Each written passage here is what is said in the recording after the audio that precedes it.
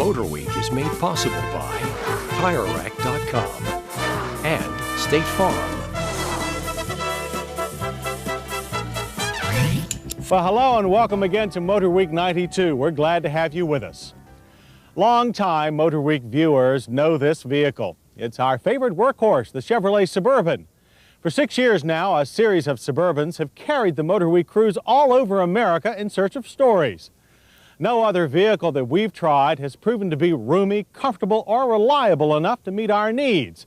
But as much as we love the Suburban, even we have to admit the design is getting a little old.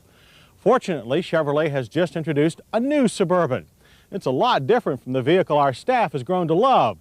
So it's only fair that we let them decide, is the new Suburban good enough to retain their loyalty, or is the love affair over? If it does end, it won't be because we don't like the new Suburban's looks. After a 19-year run of the lovable but very boxy Burb, our staff voiced a unanimous "it's about time" when introduced to the 92's sleek new lines. While it's unlikely to be mistaken for anything as small as a Blazer, the rounded edges and flush glass place the Suburban in the same styling family as its smaller relative, which was also redesigned this year. The nose is now smoother with compact headlights. A strong resemblance to Chevy's full-size CK pickup is not surprising, since the new Suburban shares the pickup's basic platform. The new chassis allowed Chevy engineers to design a cleaner, roomier interior. To a group that does as much long-distance travel as we do, this is very good news. The CK pickup's modular look dash replaces the old Suburban's pure utility look, and a less workaholic selection of trim materials in our Silverado grade test vehicle makes this a bright, airy environment. The Suburban has always scored well with us on seat comfort, and the new model does too. The front three-passenger bench offers padding and support enough for anyone on our staff.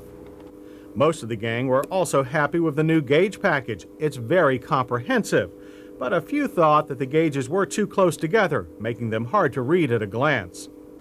The switchgear is all CK pickup, everything is well marked and easy to see. Heat controls are mounted in the pod for easy reach by the driver. Except for the rocker switch to control temperature, controls are quite effective and efficient. Heat and ventilation for the rear seats can be independently controlled by a convenient roof-mounted switch panel. There's a set up front with the driver and one for the rear seat passengers themselves. The AM/FM radio is also located in the dash pod. It has plenty of well-marked buttons. But will someone at Chevy please explain why the cassette player is located way over in the middle of the dash? There were plenty of complaints about that from everyone. All were unanimous in their praise of the roomier, more comfortable rear seat, however, and easier access to the optional third seat was well received. The third seat is now more practical thanks to a footwell that allows tall folks to sit comfortably. It also folds or can be removed completely. With the third seat out and the rear seat down, you get 9 more cubic feet of cargo room for 92. The luggage area is a bit narrower, but just wide enough to swallow a 4-foot wide sheet of plywood. The fancy side panels cover the wheel wells, but also cover space where lots of little things fit in the old Burb. On a positive note, folding panels cover the new footwell to maintain a level floor. If you don't like the traditional double rear doors of our test vehicle, you can opt for this new 2-piece hatch arrangement. Our staff is looking forward to not having to deal with the motorized rear window of our current Suburban. It's given us a fair amount of trouble. The standard engine for the latest Suburban is GM's 5.7-liter V8. It makes 210 horsepower and 300 pound-feet of torque. A larger 7.4-liter version is optional for those who do heavy towing.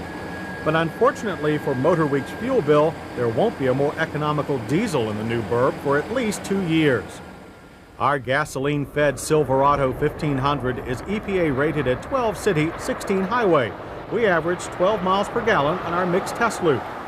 The 5.7 doesn't have the torquey feel that we've come to expect from our beloved diesel, but it's strong enough to turn in a faster 0 to 60 time of 12.1 seconds. The quarter mile takes 18.7 seconds at 71 miles per hour. Quite a sprint for such a big vehicle. But while fast, it lacks the diesel's kick-down punch, so highway passing isn't as easy. The 4-speed automatic makes good use of the engine's power and produces firm, positive shifts. It can be linked to Chevy's InstaTrack four-wheel drive system, which allows you to shift on the move. Unfortunately, some particularly fine November weather prevented us from really testing its capabilities. Blame the greenhouse effect. Stability has always been a hallmark of the Suburban's chassis, and the new platform doesn't let us down. Our test drivers found moderate front plow and lots of stability in corners. Grip is strong for a top-heavy utility vehicle, and steering feedback plentiful. There was also a lot less body roll than we expected. Fortunately, the new suspension has not destroyed the excellent ride. Actually, our crew found the new Suburban's ride to be much smoother and quieter than previous models.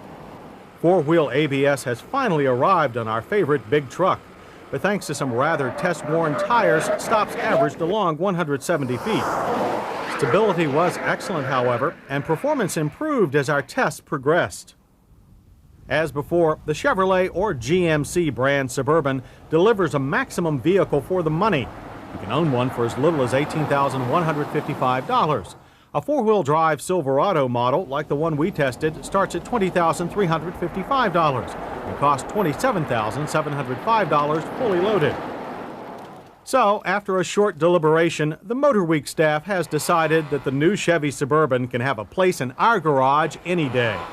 We'll miss the superb performance of the old diesel engine, but most facets of the Suburban design are substantially improved, as is, we think, the 1992 Chevrolet Suburban's love affair with us.